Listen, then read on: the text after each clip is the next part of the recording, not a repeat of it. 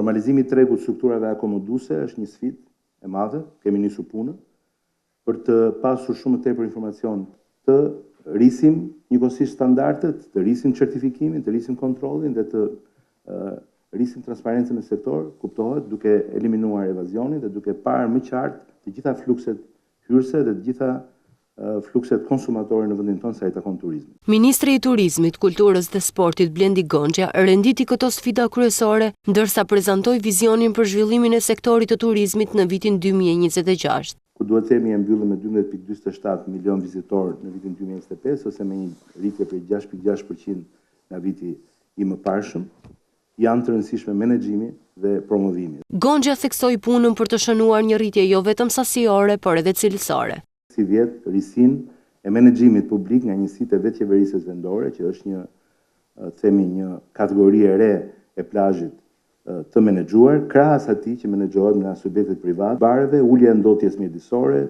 ajo akustike dhe një risi tjetër që është rritja e këndeve të sportit dhe lojrave për bri të gjitha strukturave që lidhen me plazhin.